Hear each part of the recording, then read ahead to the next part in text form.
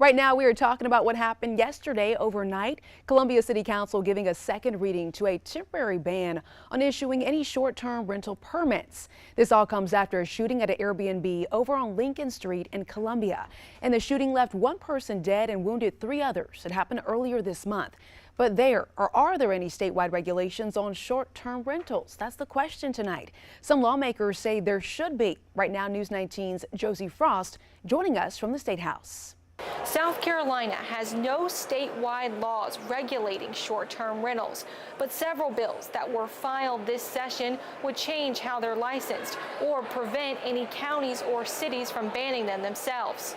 I don't think any of us signed up to live in a hotel district, and that's effectively what an Airbnb is. Robbie Burney is with the Elmwood Park Neighborhood Association. After the Lincoln Street shooting rocked his neighborhood, he says they'd like to see short-term rentals banned from residential areas. So outside of obviously an outsized impact of a violent crime that took place at an Airbnb locally, constant trash, loitering, noise complaints, parking issues, just poor engagement from the short-term property rental owners and their property management groups. One bill filed this session would prevent any city or county from banning rentals, or their state funding would be revoked. Another would create guidelines for these rentals similar to Columbia's current ordinance.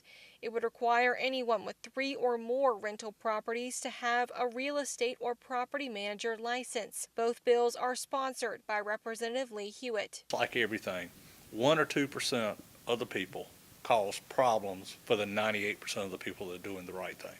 Hewitt says he would like to see statewide guidelines on short-term rentals, but that they shouldn't be banned. If you have short-term rentals, some way to regulate them, to make sure they're under control, and that's requiring a license, having parking regulations, occupancy regulations, having somebody that you can contact that lives within 15 or 20 minutes of that property that can come and resolve that situation.